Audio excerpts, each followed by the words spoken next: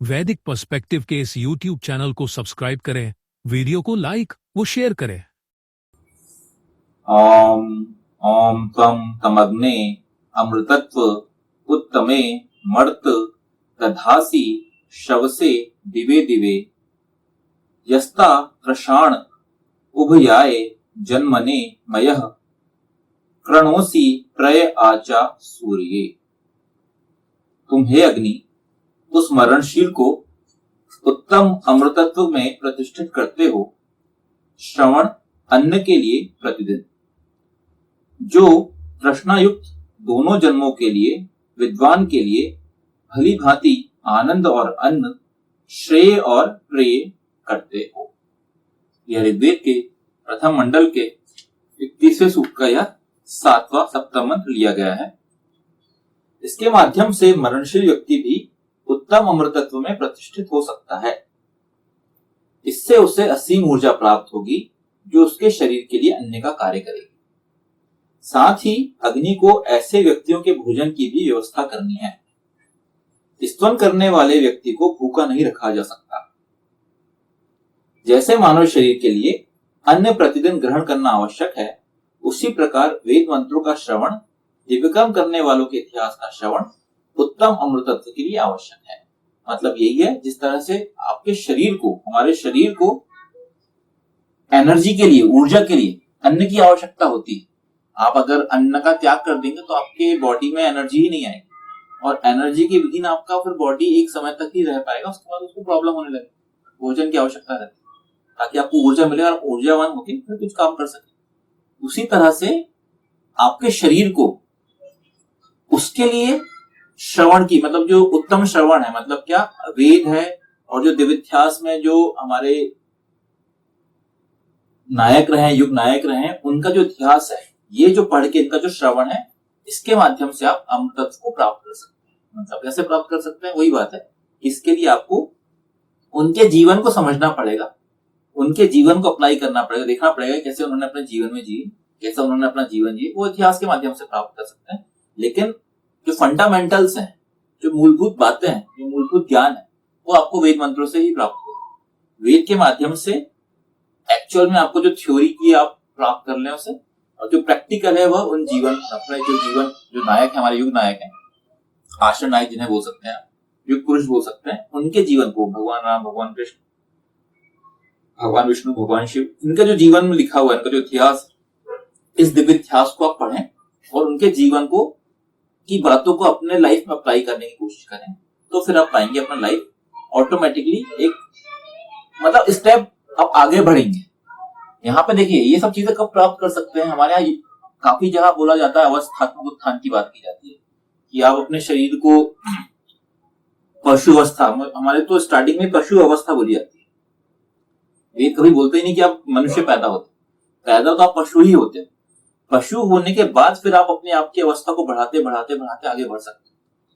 तो मनुष्य बनना, मनुष्य के बाद आपको ऋषि अवस्था प्राप्त करना, फिर देव अवस्था प्राप्त करना, ये जो जितनी भी अवस्थाएं हैं, ये तब आप प्राप्त कर सकते हैं जब उसके माध्यम से, वेद के माध्यम से उस तरीके का कार्य करें, बिना कर्म किए।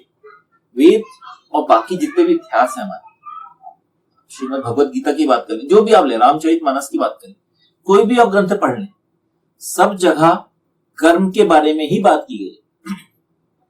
कहीं पे भी ये नहीं लिखा गया है कि आप बस इस ग्रंथ को सिर्फ और सिर्फ में पूजा कर लें, या अगरबत्ती लगा लें, या इसको बस पढ़ के निकल जाए। पढ़ने के लिए से कुछ नहीं होने वाला। आप कितने ही रामचरितमानस पढ़ लें, कितने गीता पढ़ लें, कितने आप वेद पढ़ लें, ये पढ़ने से कुछ नहीं होगा। ये सब कुछ पूरा का पूरा कंसेप्ट है कर्म का। तो इनको आप अपने कर्मों में अप्लाई करेंगे तो आप पाएंगे कि तब आपका अवस्थात्मक उत्थान होगा, तब आप फिर अपने आप को नेक्स्ट स्टेज में लेके जा पाएंगे। तो यहाँ पे यही बोला गया है कि आपको अपनी लाइफ में इनके माध्यम से, अग्नि को बोला गया है कि आप अमृतत्व के लिए के तरफ डायरेक्शन में जाएं। आप जो मरणशील है उसको अमृतत्व की तरफ लेके जाने की बात की जा रही है। जो तृष्णायुक्त दोनों जन्मों के लिए विद्वान के लिए, यह तात शाणः उभयाय जन्मने सूर्ये। तृष्णायुक्त दोनों जन्म से अभिप्रेत माता के प्रजननांग से प्राप्त होने वाले पशु जन्म से है, तथा दूसरा जन्म व्यक्ति के वेद ज्ञान प्राप्त करने हेतु उपनयन संस्कार करने द्विज होने से है। इस द्वितीय जन्म की प्रक्रिया के समाज में पालन न किए जाने के कारण ही व्यक्ति का पूरा जीवन नष्ट हो रहा है। पहले जन्म के लिए माता पिता की तृष्णा भली भांति कार्य करती है, उन्हें संतान की तृष्णा रहती है, अतः वे गर्भाधान के माध्यम से संतान उत्पन्न करते हैं, उसे जन्म देते हैं। किंतु दूसरे जन्म की तृष्णा व्यक्ति को अपने इहलौकिक जीवन को सफल बनाने के लिए और परलोक प्राप्ति के दृष्टिकोण से होना आवश्यक है। क्या बोला यहाँ ये जा रहा है, जो तृष्णा युक्त दोनों जन्मों के लिए विद्वान के लिए, दोनों जन्मों के लिए बोला गया है। क्या क्या यूज किया गया है, तात्क्षाणः उभयाय जन्मे, मतलब दोनों जन्मों के लिए तृष्णा युक्त। मतलब क्या, आपका जो पहले तो जीवन मिला है, वो जीवन प्राप्त होता है आपको आपके माता पिता के माध्यम से, जिसे पहला जन्म बोला जाता है कि आपका जन्म हुआ है। लेकिन वेद, जैसे हमने पहले भी बोला, वेद हमेशा बात करता है द्विज की। मतलब ये कि आप जब पैदा हुए हो तो पैदा होते ही आप पशु अवस्था में पैदा होते हैं। क्योंकि आप देखेंगे किसी को भी, एक इंसान का बच्चा पैदा हुआ हो या किसी जानवर का बच्चा पैदा हो, प्रोसेस एक ही है, वो बच्चा पैदा ही होता है। आदमी कब बनता है, वो मनुष्य कब बनता है, कैसे संस्कारवान बनता है, वो बनता है उसको दी गई शिक्षा के माध्यम से। अदरवाइज पशु में और जो मनुष्य में कोई ज्यादा फर्क है नहीं।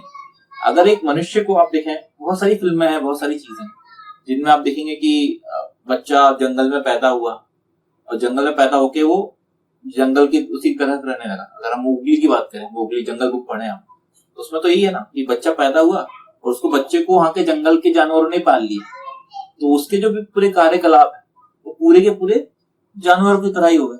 तो जानवरों की तरह ही, भेड़ियों की तरह ही वो करता है, चिल्लाएगा, चलेगा, वैसे आप चारों पैर, हाथ और पैर का यूज करेगा चलने में, उन्हीं की तरह रहेगा। क्यों? क्योंकि कोई फर्क नहीं है, कोई डिफरेंस नहीं है। डिफरेंस कहाँ आता है? डिफरेंस आता है कि क्या संस्कार दिए जा रहे हैं, किस तरीके से उसे आगे बड़ा किया जा रहा है, कैसे उसका पालन पोषण किया जा रहा है।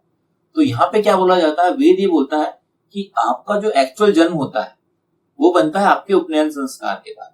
मतलब ये कि जब आपको वेद ज्ञान की प्राप्ति हो रही है तब आप एक्चुअल में बनते हैं, तब आप एक्चुअल में फिर सही जन्म प्राप्त करते हो। तो आप इसके लिए देख सकते हैं, जब हमारे यहाँ पे अगर हम त्रेता युग की बात करें तो जब बच्चा पैदा होता है, पैदा होने के टाइम तो बच्चा पैदा होगा और छोटा बच्चा रहेगा, उसको जितना प्रेम माता पिता प्रेम करेंगे उसको कुछ समझ वगैरह कुछ रहती नहीं। जैसे वो थोड़ा बड़ा होता है उसको गुरुकुल भेज दिया जाता था उसे, और गुरुकुल में उसकी प्रॉपर शिक्षा वगैरह होती थी। वहां पे वेद पढ़ाया जाता था और वेद के माध्यम से बाकी जितनी भी चीजें हैं उसकी रुचि के हिसाब से। अब देखिए शिक्षा में तो कॉमन था कि वेद की शिक्षा तो आपको देना ही देना, वेद शिक्षा तो जरूरी है, वेद बताया जाएगा। और फिर उसकी रुचि के हिसाब से कि अगर उसकी रुचि वेद के में ही आगे पढ़ने की है तो मतलब ब्राह्मण स्वभाव का अगर वो है, हमारे यहाँ जो भी जाति व्यवस्था नहीं, हमारे यहाँ पूरी की पूरी वर्ण व्यवस्था थी। मतलब क्या, आपके स्वभाव के हिसाब से आपको आगे बढ़ाया जाता था। तो वो ब्राह्मण कैसे होता था, वो ब्राह्मण तब होता था कि उसके अंदर की रुचि थी वेद को, ज्ञान को और आगे बढ़ने की, ज्ञान प्राप्ति की। तो ज्ञान प्राप्ति के कारण अगर उसको और बढ़ना है आगे तो वेद के बारे में और अध्ययन करना है। ठीक है, अपने यहाँ जैसे होता है ना कि 5वीं तक या 10वीं 12वीं तक तो एक नॉर्मल जो पढ़ाई है वो सबको पढ़ाई दी जाती है, 10वीं तक होता है हमारे यहाँ। 10वीं तक तो आपको कॉमन सब कुछ पढ़ाया जाएगा, हिंदी भी पढ़ाया जाएगा, विज्ञान भी पढ़ाया जाएगा, इंग्लिश सब पढ़ाई जाएगी। लेकिन जो स्पेशलाइजेशन है वो आपका 11वीं से आप सेलेक्ट करते हो कि मुझे कॉमर्स में जाना है क्या, या मुझे साइंस लेना है क्या, या मुझे बायो लेना है, क्या लेना है आपको, उसके हिसाब से आपका स्पेशलाइजेशन होता है। उसी तरह से गुरुकुल के टाइम में एक जो कॉमन पढ़ाई थी जिसमें वेद पढ़ाया जाएगा, इतिहास पढ़ाया जाएगा, सब कुछ कॉमन पढ़ाया जाता है। फिर आपकी रुचि के हिसाब से आपका सब्जेक्ट सेलेक्ट कर लेते थे, आप स्वयं सेलेक्ट करते थे।